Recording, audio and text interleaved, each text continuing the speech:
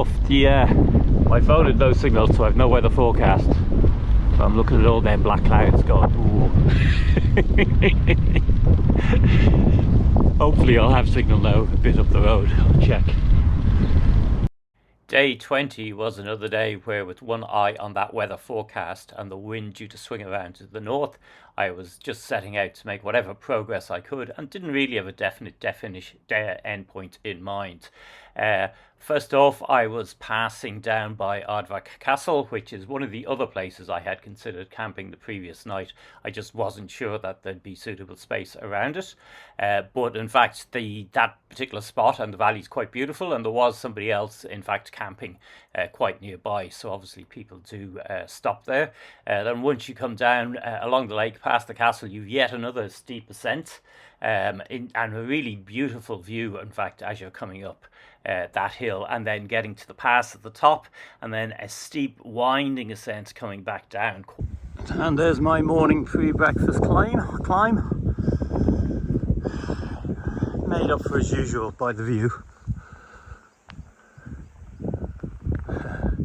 But yeah. Again, the much feared traffic of the NC500 turned out to be very easy to handle indeed. I think probably the fact that I had spent 4 days cycling around Skye early on meant that I really wasn't panicked by the very much lighter traffic the NC500 route has. I mean, speeding cars and things and narrow roads, but you come to expect that. That's part of the deal. I really enjoyed this section in particular, though, which is the descent down to Kylesku Bridge, where I was also to stop for breakfast. The roads here are absolutely fantastic. If I'd have been a bit more clued in, I'd have stopped at a couple of the waterfalls. That was part of my original plan, and I think I'd just forgotten about that in this particular morning. I was probably just too taken in by the views. The light's absolutely fantastic that morning. I mean, that scattering of kind of cloud and sunlight is really super. And I thoroughly recommend this section. It's definitely one of my favourites. Again, these mountains, some of which in fact are volcanoes, were the rock formations that the geologists back in the late 18th century were fighting about as they developed the modern theory of geology. Again, didn't really, this is something I really wish I'd read up about. I would have had more of an appreciation, I think, as I moved through it. But the various tourist information boards are useful enough in it. And the scenery, of course, means that you're not really missing all that much out if you don't know the detailed arguments behind all of them. But certainly really, really impressive, fantastic views. Really, really enjoyed this particular day and this morning.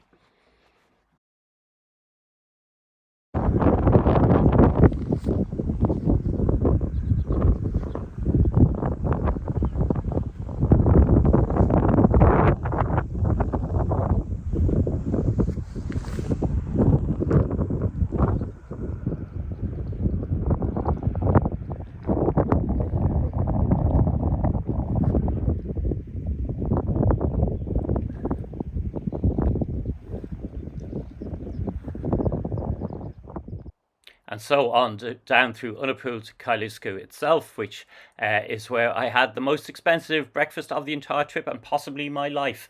20 sterling for this. It's probably worth it for the views, and the hotel has got a bit of a reputation, but I did get a battery recharge in there as well, so it could have been worse.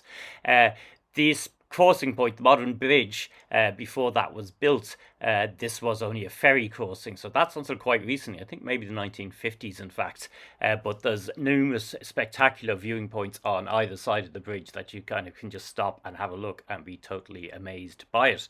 Again, stunning views on this particular day, and amused tourists wondering how the hell I'd got up there.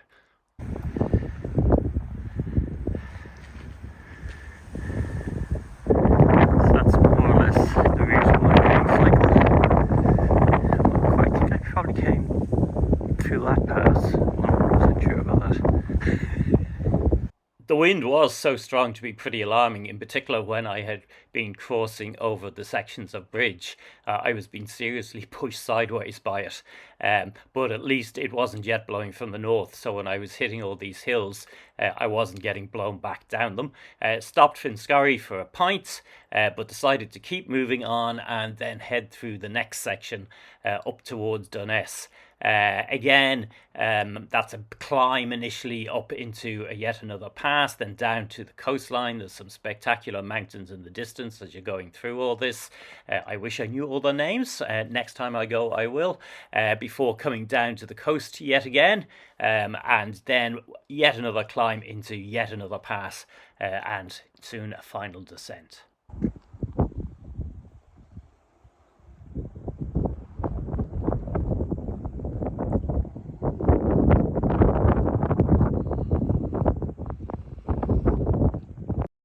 This section of the North Coast 500 returns to being a single track road most of the way to Durness, almost all the way, in fact, if I remember correctly. So this is the last real section where you've got 2 lanes, then it's single track, and you know, the usual thing with the camper vans coming the other way and wondering if they will actually use parking places, or passing places rather, but it wasn't too bad, and despite some big vans, I made it safely over the top and down to the descent on the other side. Now this descent is fantastic. It's about 8 kilometers, I think, down a huge valley, spectacular views off there to the right, and again, lucky with the weather. There was the first hints of the rain that was coming were starting as I was coming down, but mostly it wasn't too bad, and it was just this long, beautiful descent after a long day's cycle, which I really, really thoroughly enjoyed, with a few stops to have a look at the spectacular scenery going off to the right and the huge valleys. There's very few roads here. There isn't really an alternate route if you want to follow this.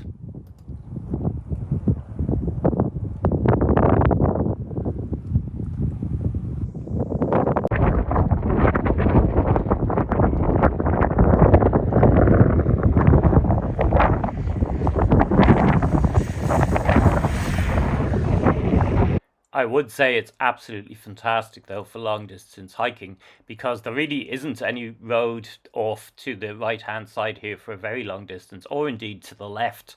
You really just got this one road running through it.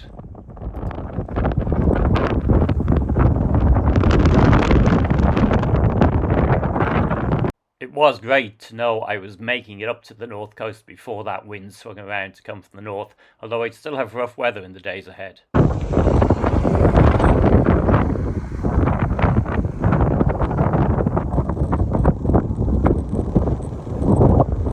And so once more down to the coast, but this time it's no longer the west coast. This time I'm now on the north coast of Scotland, and I've got there ahead of the wind turning around to come from the north.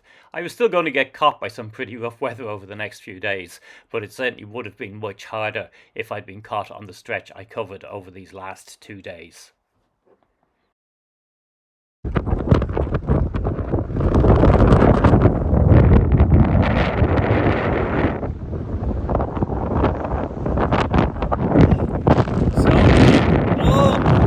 The north coast, I think another 3 or 4 kilometres. There's an extraordinary downhill stretch. I don't know, it must have been down for 15 kilometres or something. It felt very, very long, very impressive. The uphill bit was hard, but it really feels like quite something. I would do the whole thing just for that alone.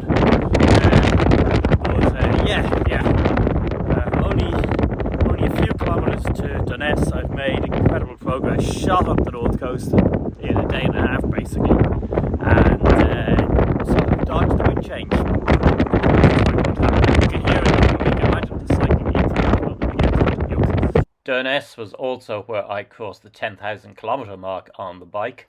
I stayed at the campsite there. It's handy because the pub allows you to bring pizzas in from the takeaway next door, so that gave me a couple of hours to chill out, enjoy a few pints and prepare myself for the weather that was going to dominate the days ahead.